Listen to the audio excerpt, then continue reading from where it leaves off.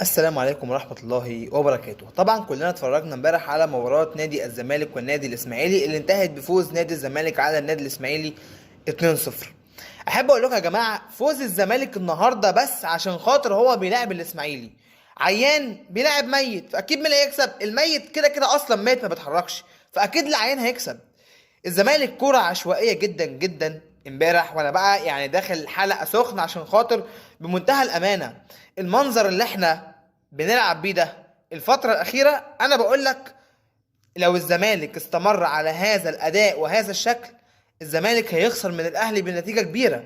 الزمالك من بداية الموسم يا جماعة لحد وقتنا هذا، الزمالك يوم ما لعب فرقة لعب بيراميدز خسر من بيراميدز 3-0 مع الرأفة. انت لما تيجي تلاعب فرقة فيها شبه قوة وبتعمل عليك شبه خطورة بتكسبك. الزمالك النهارده خسر 3 ماتشات في الدوري، منهم بيراميدز ب 3-0، المصري كان 1-0، مودرن سبورت اللي ما كسبتش ولا ماتش غير ماتشك انت. فاحب اقول لك ان الاداء اللي الزمالك لعب بيه ده ما يكسبوش النهارده، ما يكسبوش، ولكن اراده الله ان الزمالك يكسب لانه بيلاعب الاسماعيلي، والاسماعيلي من نوعيه الزمالك، من نوعيه الفرق الشعبيه الفقريه. فطبيعي ان العيان يكسب الميت بعد فوز النهارده الزمالك 2-0. مباراه اهم شيء فيها الثلاث نقاط. كسبت النهارده 3 نقط عشان خاطر رصيد الزمالك يطلع الى 23. يقول لي ان الزمالك النهارده عشان خاطر كسب الاسماعيلي 2-0 لاعب كوره، اقول لك لا. هقول لك لا، الزمالك صفر كوره، فرقه الزمالك ما لعبتش كوره. فرقه الزمالك الاسماعيلي مستحوذ على الزمالك تقريبا 3/4 الماتش. غنيك عن الهدف اللي الزمالك سجله عن طريق مصطفى شلبي، وغنيك عن التسديده الصاروخيه اللي سجلها نبيل عماد دونجا في الدقيقه 97 ونهت على الماتش تماما. الاسماعيلي كان اخطر، الاسماعيلي كان افضل، الاسماعيلي كان اشرس من الزمالك، ولكن الفكره كلها في شخصيه لعيبه النادي الاسماعيلي. وانا بقول لك الزمالك لو كان بيلاعب اي فرقه تانية عندها شخصيه المكسب، عندها قوه الشخصيه ان هو يقدر يعمل حاجه زي بيراميدز مثلا، زي المصري. يا اخي ده مودرن سبورت كسبك 1-0. مودرن سبورت شاف الثغره بتاعتك دافع لك 90 دقيقه جاب فيك جول في الدقيقه 88. مودرن سبورت اللي ما كسبش ولا ماتش في الدوري المصري الممتاز. لازم نقعد مع نفسنا، اللي جاي كله مباريات كؤوس.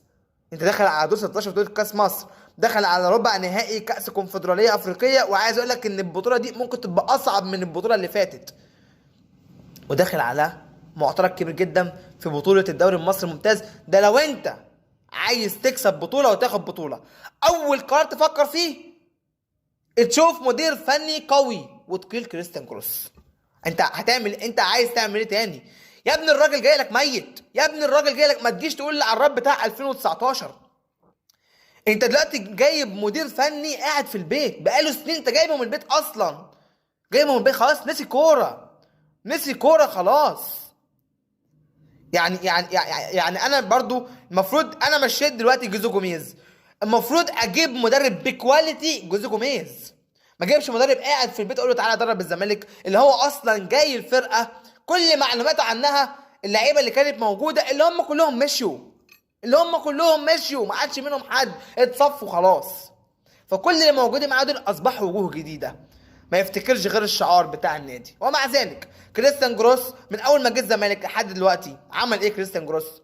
اعتقد لو جروس كان موجود مع الزمالك من بدايه دور المجموعات من الكونفدراليه، ما اعتقدش ان احنا كنا ان شاء الله هنصعد، بس ما كناش هنصعد، كنا هنصعد بسبب سهوله المجموعه، وما كناش صعدنا بكم النقاط اللي احنا وصلنا له اللي هو 14 نقطه وانت متصدر. ومع كامل الاحترام اصلا دي كانت مجموعه ميته.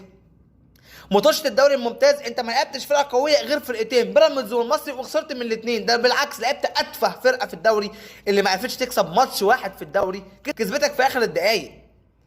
فلازم نقعد ونشوف يا جماعه، لازم الزملكاويه يتدخلوا.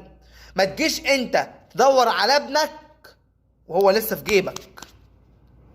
حاول تشوف فرصه، والفرصه لسه معانا، مش نضيع مننا الموسم ونخسر دوري ونخسر كاس اللي الاهلي اصلا مش بيشارك فيه ونخسر بقى كونفدراليه ونقول لا والله يا جماعه بقى احنا هندور بقى ان شاء الله باذن الله تعالى على الموسم الجديد هنشوف ايه. احنا كل اللي احنا عايزين نعمله السنه دي ان الزمالك يفنش دوري مركز تاني ويصعد دوري ابطال، وبعد كده بقى ان شاء الله باذن الله نشوف بقى الموسم الجاي عامل ازاي. عندنا نعمل كده طول عمرنا من اول ما الزمالك طلع لحد وقتنا هذا.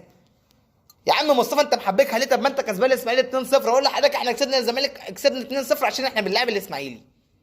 صدقوني لو اي نادي تاني لو مركز اخير مش شعبي كنا خسرنا الماتش ده. هو توفيق ربنا لنا خلاص. انما اداء مفيش، كوره مفيش، اداره فنيه للماتش مفيش.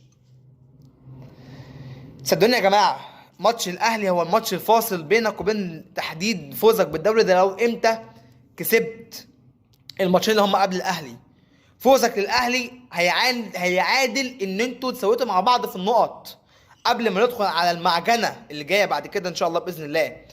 اما فوز الاهلي عليك صدقني مش هتشم لقب الدوري. اصبح الفرق 6 نقط. الاهلي لو وقع ماتش مش هيقع التاني، فهيصبح مصيرك في تتويجك ببطوله الدوري. ممكن اقول لك بيراميدز مش مشكله، مفيش منه قلق. بيراميدز ما عندوش اصلا شخصيه البطل، ما عندوش شخصيه البطوله، فسهل جدا انه يقع. انما الاهلي لا. دي كانت نهايه حلقتنا. اتمنى ان شاء الله باذن الله ان نادي الزمالك يكون افضل بكتير جدا من اللي احنا شفناه الفتره الاخيره. كان معكم كابتن مصر مصطفى هشام، والسلام عليكم ورحمه الله وبركاته.